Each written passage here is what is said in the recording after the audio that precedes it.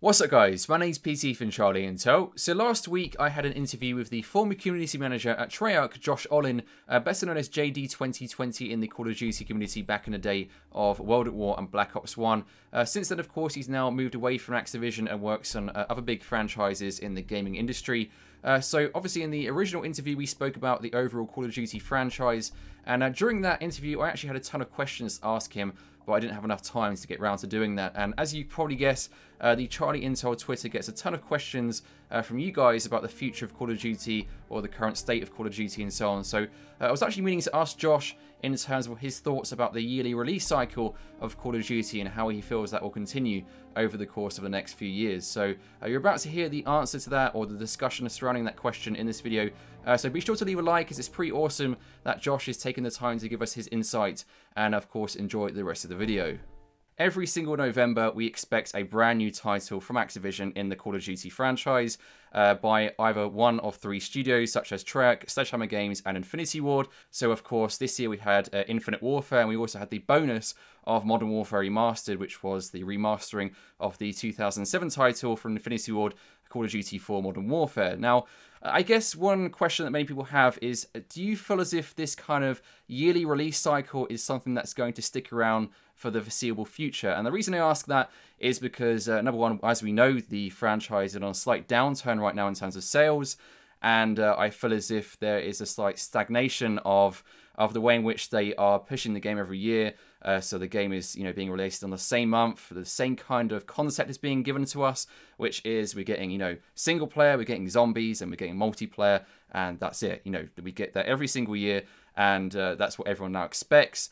And next year we have a title coming from Sledgehammer Games, who I guess have a slightly worrying kind of reception in the Call of Duty community, given the fact, of course, they gave us the exosuit in 2014, which has gone on to spawn the advanced movement in the Call of Duty franchise to this day.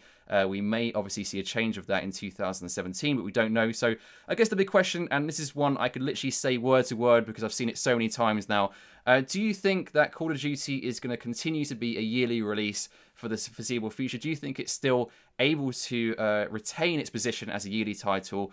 Because I've seen tons of people say, hey, they should just stop releasing a game every year and release it every 2 or 3 years so they have more time to work on the game and make it better, essentially, full stop. So I'm just curious as to what your thoughts are on that particular subject and that particular question.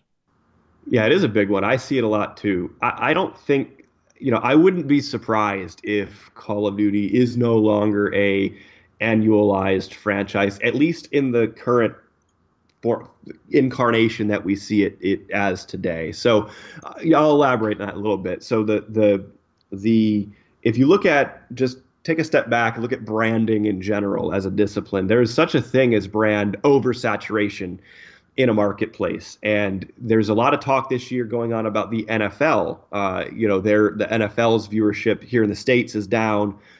There's a lot less people watching Monday Night Football and other nights that the programming is on.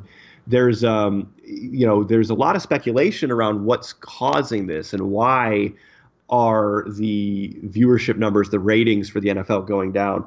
And I think there's a lot of different speculation, and all of it has its place, all of it's fair. Some people are speculating that there is just an oversaturation. You're constantly inundated with just NFL content pretty much year round, and when you or football content when you roll in the NCAA content, although that's still on a solid growth trajectory.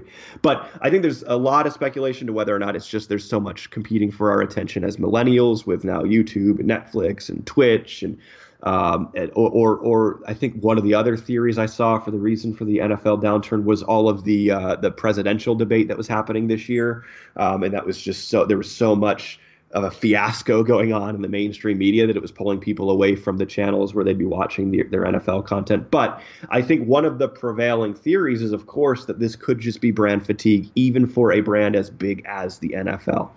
So I think that when you think about how that can affect even a brand like the NFL, I think it's fair to assume that it could affect a brand like Call of Duty. And I think that it also is fair to assume that, well, we've already kind of seen this with another Activision brand, with Guitar Hero, where, they were releasing more than one game a year in some cases into that franchise. And it really kind of burned through the marketplace and consumers really, really quickly.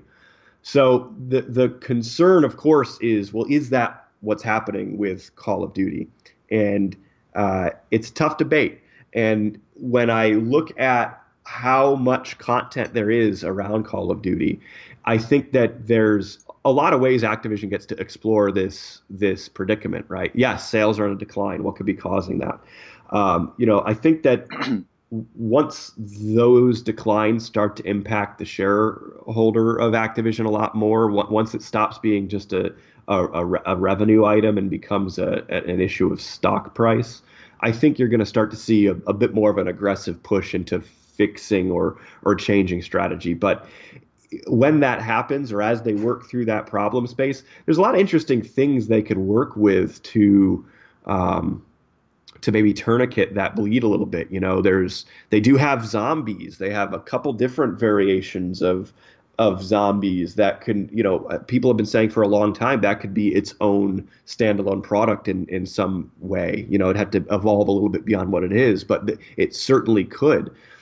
You have different sub-franchises and sub-brands within the game. So there's a way that surely that they can still release product every year. But when it comes to, thinking about multiplayer, when it comes to thinking about the annualization of the core Call of Duty product, and when you start to think about how you could synergize that strategy with esports, we talked about in one of our other videos, we talked about how esports can have the annual release of a game can have huge impacts on the growth and the viability of esports. So I think that there's a lot of interesting ways to kind of take all your Call of Duty franchise ingredients together, and there's a way that you can proportion them and cut them up, I think, to maybe make a little bit less of a fatiguing release campaign calendar, but still maintain that kind of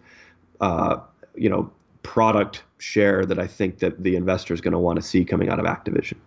So just to touch on the studios for a little bit, back in 2014 they introduced Sledgehammer Games into the development cycle and extended it from being a 2-year release cycle for each studio, whereby they had 2 years to make a game in the Call of Duty franchise and then release it, to now having 3 years in the release cycle. So this time they now have 3 years for each studio, which is Infinity Ward, Sledgehammer Games and Treyarch, to release a Call of Duty title. Now of course, on face value that seems like a huge benefit because it means each studio will have even more time to develop and perfect their games, gives more content, zombies, multiplayer, single player. I mean, more time is a good thing, right? In development, it just means you have more time to make sure the game is ready and great. Do you think that's a sustainable model going forward if sales continue to decline over the course of the next few years? I mean, how do you feel the studios will be laid out if sales continue to go at the rate they are? I mean, do you think they might shift them around, put more responsibilities or different projects to each studio? I have no idea really how it all works over there, but I'm wondering if you have any more insight on this particular subject. Well, let me talk about the studio model a bit, because it's something that's changed over the years. So it all started, of course, with Infinity Ward making Call of Duty. And very quickly after, Grey Matter came in and made an expansion for the original Call of Duty called Call of Duty United Offensive. And they did such a good job with it, it became clear that they could roll into Treyarch. Treyarch could spin up another studio, another team there to work on Call of Duty titles. And now they would have two-year development cycles overlapped by 1 year so that they could have a title coming out once every year. And then that evolved into a third studio with Sledgehammer. And now there's 3 sort of lead studios working on three-year development cycles for Call of Duty, with a 1-year overlap on each, so that there's still a game coming out every year. But see, every time you add in a new studio like this, in addition to increasing the cost against your bottom line, like you're saying, and still ultimately only releasing a single Call of Duty title a year, you're also increasing complexity, and you're increasing this overlap. Every time a game comes out, next year's Call of Duty is at least a year, if not 2 years, into development. So by the time we're able to measure and have a post-mortem and reassess the successes and failures of the current year's product, the ship has already sailed, frankly, on a bunch of important design principles and philosophies of whatever game is going to come out the following year, because they're already 2 years into dev sometimes, or at least a year into development on that new product. So there's only so many things you can unpack and back out when it comes to decisions that were already made and lessons you can learn from whatever this year's Call of Duty title learn from. So, those are just a little bit more backstory into what this annualized release cycle means. So there's a lot of benefits to staggering your development in that way, but there's also a lot of challenges and a lot of risks. And I think that Activision's done a particularly good job at marshaling all those resources through the years. I mean, that's not, from like a production management perspective, that is not an easy exercise to juggle, all those moving pieces and all those moving parts. And so the fact that Call of Duty has thrived so well under that model to date is just a testament to the powerhouse that Activision is in games. Nevertheless, I think that it begs the question with the looking at the sales trends now and just looking at the player fatigue. You look at the sentiment analysis on a lot of the social media videos, the YouTube videos. I think it's pretty clear that there's something bad happening around the health of the Call of Duty community and the Call of Duty franchise, and it's going to be worth looking at over the next couple of years for Activision for sure. So this year in 2016, we got our first full remaster in the Call of Duty franchise, which of course is Modern Warfare Remastered, a game which first came out in 2007, which was originally developed by Infinity Ward, released in 2007 as Call of Duty 4 Modern Warfare, but now remastered by Raven with Modern Warfare Remastered. And honestly, an amazing remaster in my opinion, a great job. Everything about it just feels very much like the original. Of course, there are some little kinks here and there, but hopefully over the course of the next few weeks and months, they'll fix those. But either way, do you think that remasters are going to play a more major role in the Call of Duty franchise as the years go on? So do you feel as if that remasters are going to become even more integral to ensure that sales continue for the franchise?